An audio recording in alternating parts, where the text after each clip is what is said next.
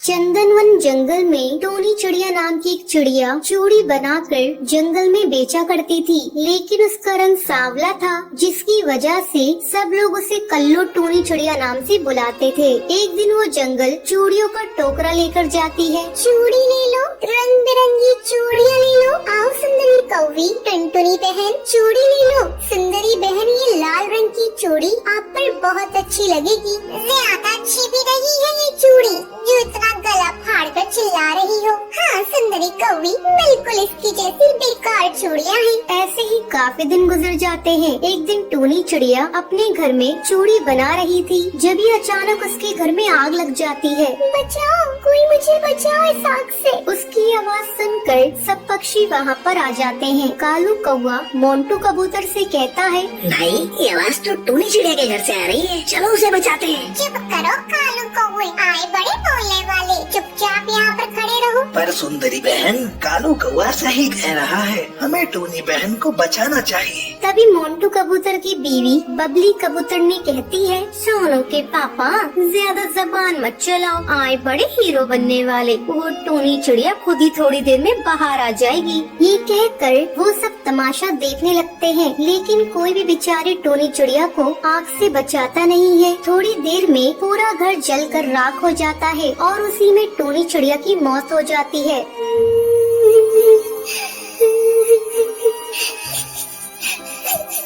किसी ने मुझे नहीं बचाया, सब मेरी मौत का तमाशा देखते रहे। मैं किसी को भी नहीं छोड़ूंगी, सबसे बदला लूंगी। देखो मैं क्या करती हूँ। अब टोनी चिड़िया की आत्मा अपना रूप बदलकर रात में चूड़ी बेचने के लिए जंगल जाती है। चूड़ी ले लो, रंग बिरंगी चूड़ी ले लो। आओ सुंदरी बहन, चूड़ी ले लो। हाँ चिड़िया बहन, तुम्हारी चूड़ियाँ बहुत ही अच्छी हैं, लाओ मुझे पहनाओ। अब टोनी चिड़िया की आत्मा चूड़ी बेचने के बहाने जितनी भी चिड़ियाओं ने उसका मजाक उड़ाया था उनसे बदला लेती है। अब पूरे जंगल में ये बात आग की तरह फैल जाती है। मीनू चिड़िया, मुझे लगता है अगला नंबर हमारा है। पता नहीं कौन है वो जो सब चिड़िया को मार रही है। वो हमें मारने आए उससे पहले हमें जादूगरनी के पास जाना होगा। अब टुनटुनी मीनू चिड़िया के साथ गुफा में रहने वाली जादूगरनी के पास जाती है। जादूगरनी हमारी मदद करो, हमारे जंगल में एक चिड़िया की आत्मा आ गई है, वो सब चिड़िया को मार रही है। अच्छा, तुम फिक्र मत करो, ये लो धागा, ये धागा उस चिड़िया के पंख पर बांध देना और मुझे बुला लेना। अगले दिन टोनी चिड़िया टुनटुनी चिड़िया को मारने के लिए आती है। ये लो चिड़िया बहन, आज तुम्हारे लिए रंग बिरंगी चूड़ियाँ लेकर आई हूँ। जैसे ही टोनी चिड़िया टुनटुनी को मारने वाली होती है, तभी वो उसके पंखों पर धागा बांध देती है। छोड़ मुझे टुनटुनी, तूने ये क्या बांधा है? तभी वहाँ जादूगरनी आ जाती है। बोल चिड़िया की आत्मा, तू इन मासूम चिड़िया को क्यों मार रही है? ये मासूम नहीं है, मेरी कातिल है। मैं वो ही टोनी चिड़िया चूड़ी वाली हूँ जिससे इन पक्षियों ने मजाक उड़ाया था। जब मैं आग में जल रही थी, किसी ने मुझे नहीं बचाया, मैं उस आग में जलकर मर गई।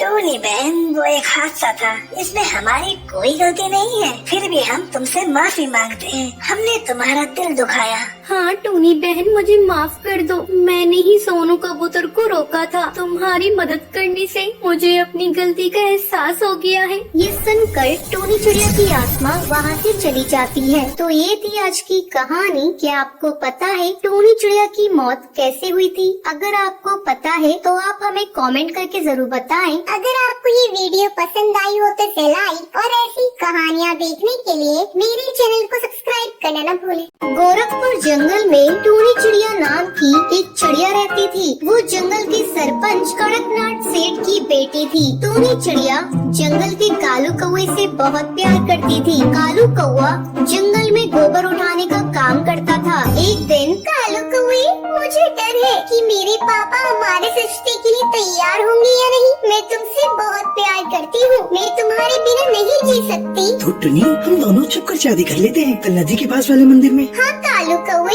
ये सही रहेगा हम दोनों के लिए। अगले दिन टूनी चिड़िया तैयार होकर मंदिर आ जाती है। फिर वो कालू कौवे के साथ शादी कर लेती है। तभी मोंटू कबूतर उसे देख लेता है। अरे ये तो कड़कनाथ की बेटी टूनी चिड़िया है। ओह, इसने तो जंगल के गोबर उठाने वाले कालू कौवे से शादी कर ली। ये बात मुझे कड़कनाथ सेठ को बतानी होगी। फिर वो कड़कनाथ सेठ को सब बात बता देता है। वो गुस्से में उड़ता हुआ मंदिर आता है। टूनी चिड़िया, ये तूने क्या किया? तुझे जरा भी शर्म नहीं आई? अपने बाप का नाम मिट्टी में मिलाते हुए तू एक गोबर उठाने वाली कौवे से शादी कर रही है? कड़कनाथ सेठ, ये मेरी बीवी है, आप इसके साथ ऐसे बात नहीं कर सकते। तेरी इतनी हिम्मत, हमारे साथ ऐसे बात करेगा? मैं तुझे नहीं छोड़ूंगा। पापा, मैं कालू कौवे से बहुत प्यार करती हूँ, हमें जाने दो, हमें माफ कर दो। कड़कनाथ सेठ अपने आदमियों को कालू कौवे को मारने का आदेश देता है। वो कालू कौवे को बहुत मारते हैं और उसकी लाश नदी में डाल देते हैं। मेरा पति जिंदा नहीं रहा तो मुझे जीने का कोई हक नहीं। मैं भी तुम्हारे पास आ रही हूँ कालू कौवे। ये कहकर टूनी चिड़िया नदी में कूदकर अपनी जान दे देती है। ऐसे ही काफी दिन गुजर जाते हैं। अब जंगल में किसी भी चिड़िया की शादी होती थी, टूनी चिड़िया की आत्मा उस चिड़िया को मारकर उसकी डोली में बैठ जाती थी।